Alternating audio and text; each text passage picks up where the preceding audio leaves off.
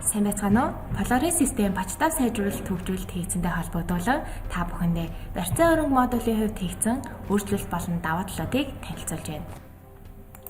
Нэгдүгээрт барьцаа өрөнгийн зах зээлийн үнэлгээ хийсэн газар болон үнэлгээ хийсэн өдрийг барьцаа өрөнгийн даасан дээр бүртгэх боломж шинээр нэмэгдсэн. Үнэлгээ хийсэн төрөл нь банкны үнэлгээ болон үнэлгээний байгууллага гэсэн хоёр төрөлтэй бөгөөд үнэлгээний байгууллага гэж сонгосон тохиолдолд үнэлгээ хийсэн талбарт байгууллага сонгож өгнө. Үнэлгээний байгууллагын бүртгэлийг үнэлгээний байгууллагын жагсаалт дэлгэцээр барьцаа өрөнгийн данс үүсгэхээс өмнө бүртгэсэн байх шаардлагатай. Хоёрдугаарт барьцаа өрөнгийн дэлгэрэнгүй дэлгэцээр зээлийн мэдээллийн сан руу илгээх хэсэг тохиргоо нэмэгцээ.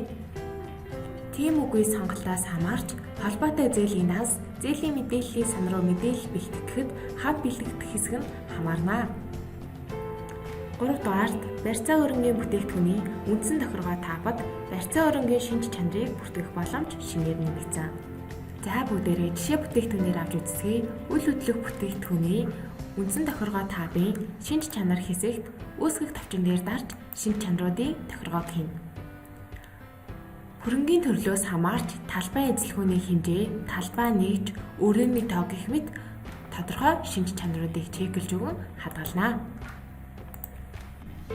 Тухайн бүтээгдэхүүн дээр хийсэн шинж чанарын тохиргооноос хамаарч барьцаа өрөнгийн данс үүсгэхэд шинж чанар талбарт тохируулж өгсөн талбарууд заавал бүглэх талбар болон орж ирнэ. 4-дүгээрт барьцаа өрөнгийн данс үүсгэхэд барьцаа өрөнгийн чанар болон зориултыг бүртгэх боломжтой болсон. Барьцааны чанар болон зориулалтыг барьцаа өрөнгийн даасан дээр холбохоос өмнө чанарын жагсаалт болон зориулалтын жагсаалт дэлгэцүүдээр тус бүртгэгдсэн байх шаардлагатай.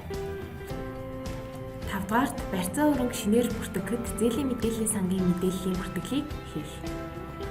Тус бүртгэлийг барьцаа өрөнг шинээр үүсгэхдээ үндсэн таабын шинж чанар хэсэгт дараах дугуйсан талбаруудад оруулж өгнө. Polaris системд хийгдсэн бачтаа сайжруулалтын барьцаа өрөнгийн хувьд хийгдсэн өөрчлөлтийн танилцуулга энд хүрээд өндөрлөж байна. Та бүхэн санал хүсэлтээ дээрх хаягаар бидэнд ирүүлээрэй. Баярлалаа.